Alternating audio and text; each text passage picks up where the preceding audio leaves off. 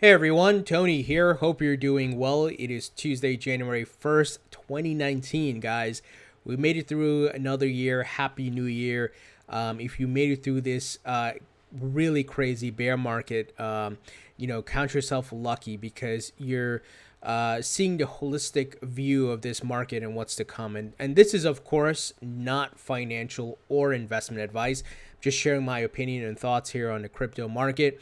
But like I said, there's a lot of big things that are lined up for 2019, big launches. We have stock exchanges that are launching crypto trading and custody services. We have corporate giants, Wall Street giants getting into the market. We've talked a bit about this, and it's not just in the US, it's global, right? You have, like, for example, Börse Stuttgart, Germany's second largest stock exchange, launching services. You have SIX, which is in Switzerland, the owner of the Switzerland Stock Exchange, which will be launching services. So very big things are ahead, and this is going to be, I think, a significant year for crypto because it's going to have major institutional launches, and I absolutely believe we could see a bull run. Now, I could be wrong, right? This market has shown that it can be unpredictable at times because it's very young. There is manipulation, and I think the crypto market moves very fast. You have high swings and low swings, and I think we all were like, you know what, it could swing back up as high as it did in December and January, right? But I think when you look at market cycles and take into account human psychology, when you have that type of parabolic move up, where we kind of got ahead of ourselves, if you think about it, the run up was based on speculation, not utility. So if we see utilities this year, and we also see the actual launches of many of these services that were announced, like Fidelity, Digital Assets, TD Ameritrade, ErisX, Backed, and so forth, then I think the market would move. So a lot of big things to look forward to. I'm excited, but I did want to share some news items with you guys. The first is Ethereum has surpassed XRP for the number 2 spot, and I just want to let you guys know about that because they've been fluctuating, going back and forth. XRP did hold the spot, number 2 spot, for a good amount of time, and that was because of the major sell-off from those ICOs, that are built on Ethereum. So there's going to be fluctuations, here and there between the two of these. So definitely want to let you guys know. The market's moving sideways for the most part. Nothing really crazy happening here. I also wanted to let you guys know about my portfolio, some updates. I've shared this many times, but I hadn't made any updates in the past few months where I needed to share it. But I increased my holdings around Cardano. I definitely picked up some more Cardano in this dip. Tron, I picked up some Tron. You guys know I've been very critical of Tron in the past, but it seems like they're getting their act together and they're making certain moves. I did not invest a lot. It's 3% of my portfolio. So, compared to, for example, 26 is XRP, Bitcoin 14, Ethereum 13. So I'm not going all in, but I got some. And I only invest what I'm willing to lose. I hope you guys do that as well. Never invest what you are not willing to lose, that it will keep you up at night. You put, your extra money that you can. And this applies not only with crypto, but stocks, real estate, if you're investing in gold and silver. So just want to let you guys know about that. Also, we got some interesting movements here with Ripple. So nearly 3 billion XRP was moved to an OTC, over-the-counter distribution wallet this morning. This is interesting, guys. This was happening on a holiday. Something's going on here. So obviously, if you guys follow, and I recommend you do, Whale Alert on Twitter, they also, this account here not only highlights XRP movements, but Bitcoin, Ethereum, and so forth. So obviously, when you see significant movements from any crypto, I think you want to highlight that. But if you go down the list here, you'll see, the alert signals here for XRP because there's been some massive movements. And like I said, they're going to a Ripple OTC distribution wallet. So someone is buying over the counter. That's why and this is not obviously reflected, guys, in the prices because it's not being bought on the exchanges. You just see it on the XRP ledger. So that's why I always tell you guys that it's very easy for whales even to manipulate the market by using the OTC market, going and buying directly from miners, and obviously Ripple's a company, but going and buying from miners, if it's Bitcoin, Ethereum, whatever it is, dump it on the market if they want to, pump the market, whatever they need to do, and to manipulate, make some money. And a lot of them have been buying OTC over this past year with the prices being low. And, even I think I reported to you guys that Grayscale owns 1%. Grayscale, the investment firm that is focused on crypto, they own 1% of all circulating Bitcoin. That's a lot of Bitcoin, guys. So there's big things cooking up here, a lot of stuff happening behind the scenes. And of course, if Fidelity is going to launch just as an example, if Fidelity is going to launch a service, and TD Ameritrade and whoever, they can't just launch and not have their own bag, right? Because think about it, just like stocks and so forth, they're going to sell it with a commission on top of it and make their money, make their profit, guys. So this is where we're headed to, and we just got to be patient. There's some government regulation that we're all waiting for, and let the big money do their thing, set up shop, build out their services, and it'll all come to fruition. But patience is a key. I hope, and like I said, if you guys are still here, I think because you see the holistic view, you're not just focused on price, because it's just like the stock market or even real estate, right? In 2008, the people who bought up real estate, after the crash, bought up stocks, they made a lot of money years later, guys, a lot of money.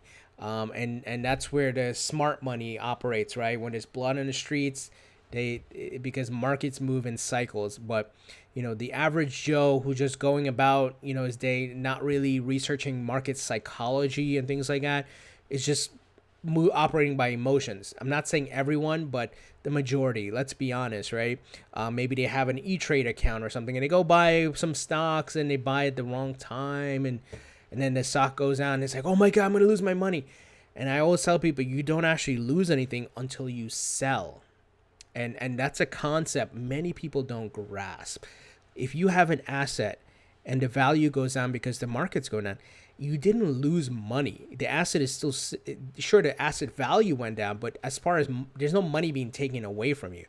It all depends on your outlook and perspective. But if you hold that asset and let the market cycle go back up, then you make money, and as you sell, maybe higher than what you bought in, or even at break even, you didn't lose money, right?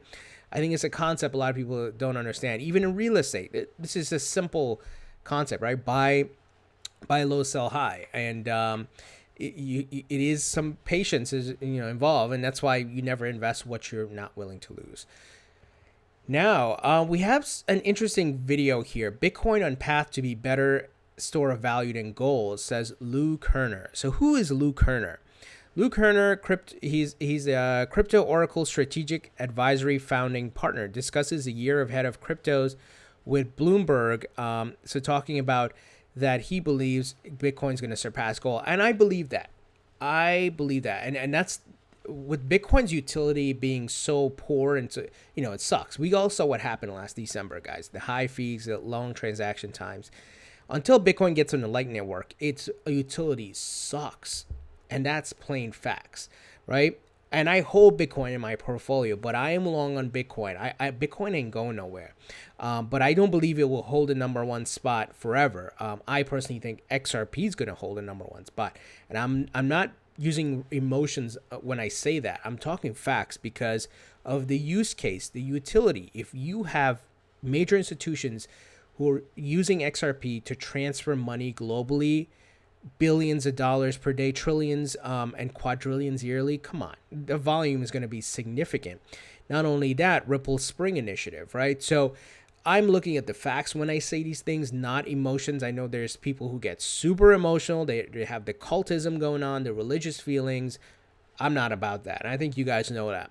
I'm about facts. So I believe that Bitcoin's future is a store of value. I don't know how many people are going to be leveraging it for day-to-day transactions. We'll have to wait and see, maybe when it goes on the Lightning Network, but it will be that new goal, so to speak. So I'm just going to play some clips here. Once again, this is on Bloomberg, so really big exposure for crypto in general.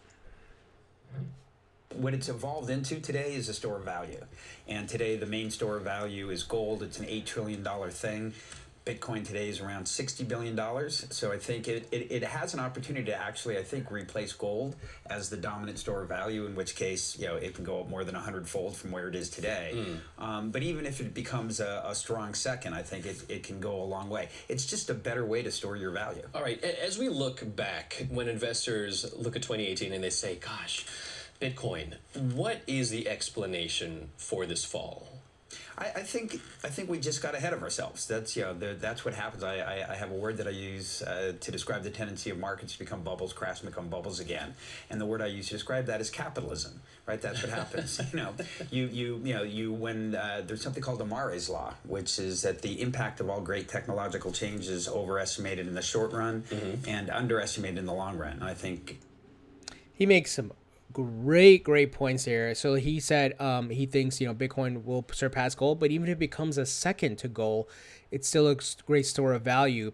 And I believe that because it's to get gold, you got to kind of go through a middleman. To get Bitcoin, not so much. And Bitcoin can with people having smartphones around the world, you can carry it around with you. You can pay with it, transfer, whatever you want to do, right? That's in a sense the peer-to-peer nature of crypto. He also said, the guy asked him, why the big correction? Well, as we've been talking about, guys, markets move in cycles. And when you have that type of parabolic move up, I mean, that was, if you think about that run up, guys, I don't think anything has ever run up that quickly. Now, the stock market has run up over a 10-year period, right? It takes time. It naturally, steadily growing year over year. Bitcoin, man, in a matter of weeks, guys, just ran up so much. I think you guys know how much, like into the thousands of percentage wise, right? So, of course, it's going to have a big correction when you have that type of parabolic move. So this goes back to market psychology, right? And, of course, there were a lot of roadblocks that prevented it from going further, where exchanges had to close their doors. And then there was some FUD going into late January, and a lot of manipulation and news of this happening and that happening. So a lot of things did stop it from even going further, but that was still a significant run up. If it went from, let's say, the 1,000 to 2,000 up to 10,000 and then capped up, but it went near to 20,000. So, and this is where he said, the initial buzz of Bitcoin and crypto and so forth, people started going into it, right? Capitalism. And when he says capitalism, that includes greed, of course. And I think that was probably the word, right? But greed, as Gordon Gekko said in the Wall Street movie, right? Greed is good. Now, greed is good to a certain extent, because we also see that greed can be the crash the economy. So. But at the end of the day, that's where regulations from the government is important. I remember in my video yesterday, I talked about banks are not inherently bad. The situation where banks are right now is not because the banks created the rules for themselves. The government allowed it to happen. So it's a more of a government corruption type thing where politicians are bought. That is the root cause, because they weren't able to do all the things they were doing since when banks started, but over time, the regulations got lax. Oh, yeah, you can do this. Yeah, go for it, right? I'll take your campaign donations. That's what essentially is happening. So that's why when people say they want to take down banks, go ahead, take down banks, and then watch the whole cycle start again, because it's about corruption and money, guys. It's legal bribery. And that is the root cause, because these banks wouldn't be able to do certain things if they were not allowed to, right? If the door wasn't open for them to go, oh yeah, you can do derivatives and betting and all that. You can do this. You can do whatever, swaps and all kinds of crap, right?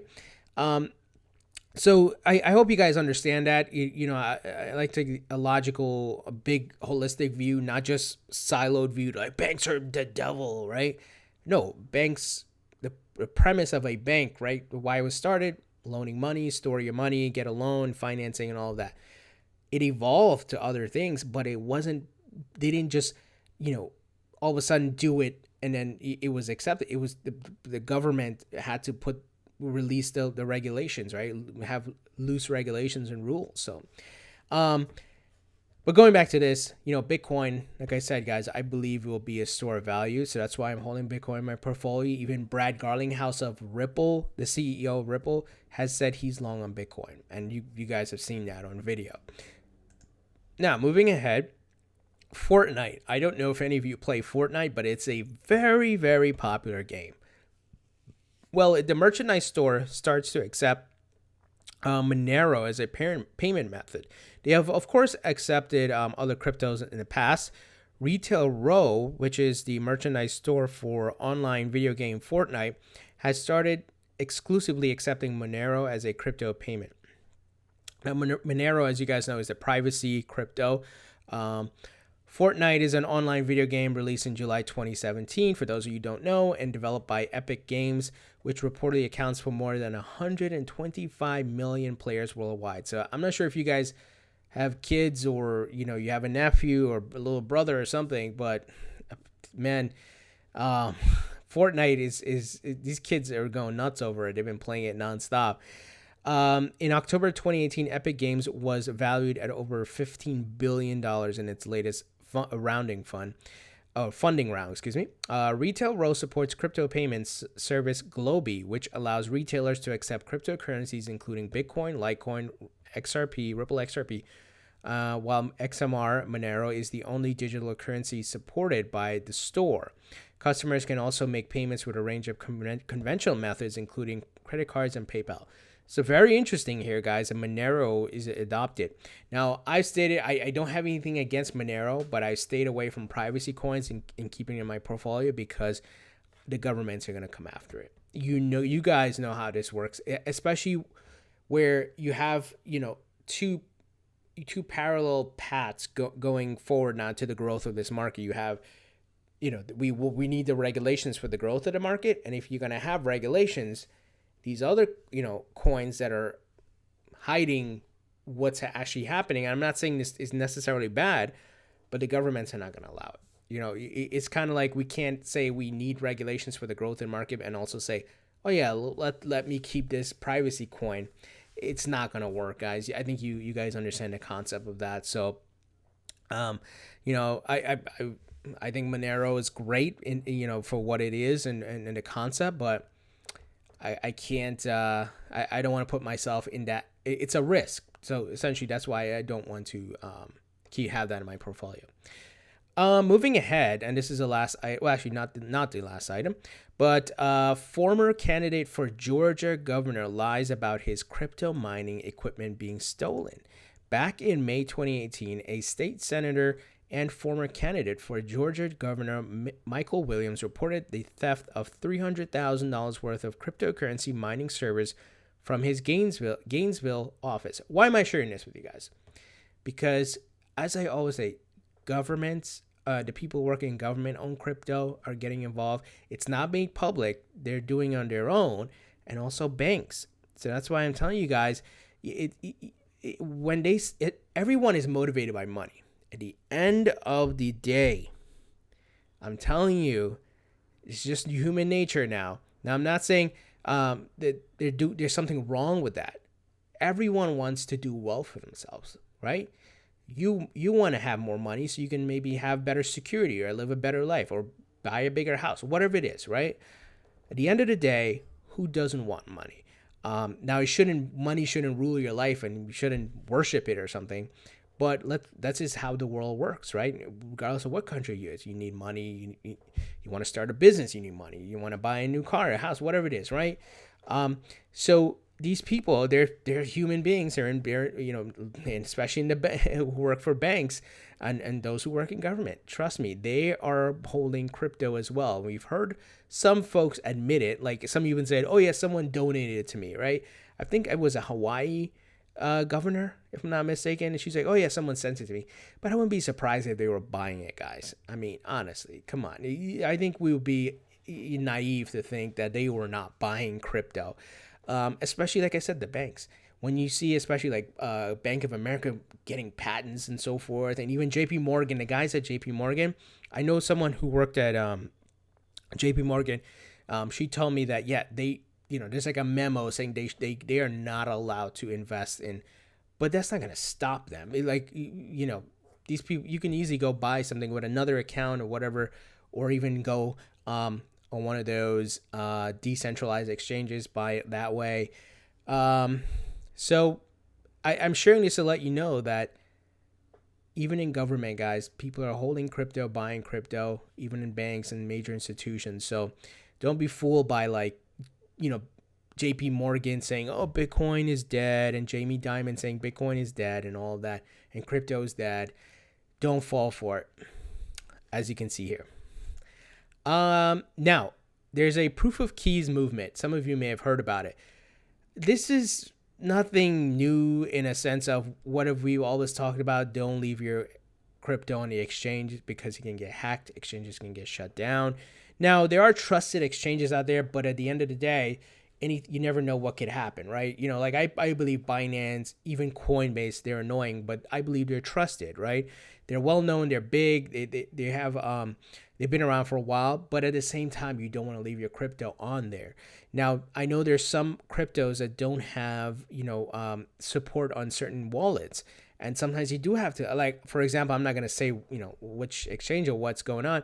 There is like a particular crypto that I don't have a wallet service for it, and I leave it on exchange. So that is a risk I'm taking, but I make sure I do the two-factor authentication, both in my email and the exchange, using a very complicated password, of course. So if someone try, and then making sure, like I said, using that two-factor.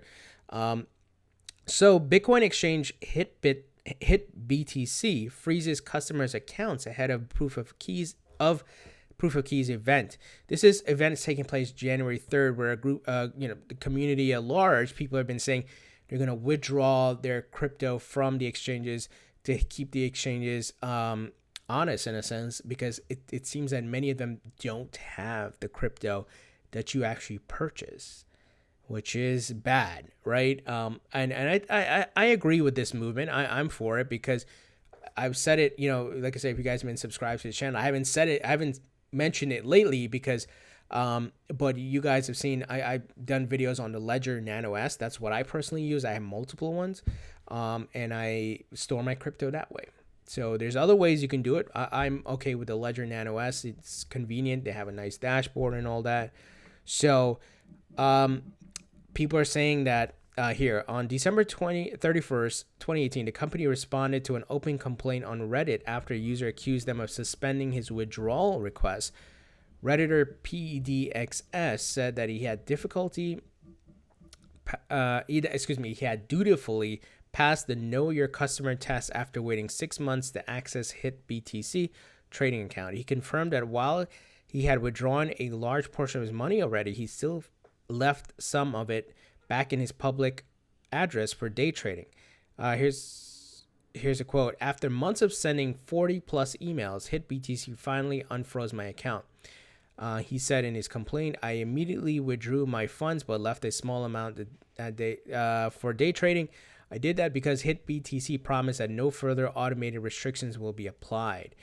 So it looks like he had his stuff still frozen ahead of the January 3rd event. So some of you may be participating in this. You should be doing it anyway. Like, just get it off the exchange. But like I said, I know there's some, like for example, Ledger Nano S doesn't support every crypto, so that can be a challenge. But as long as you get the majority off, you know what I mean? And like I said, if you do keep it on the exchange, at least keep it on a reputable exchange like your Coinbase, your Binance, your Bittrex.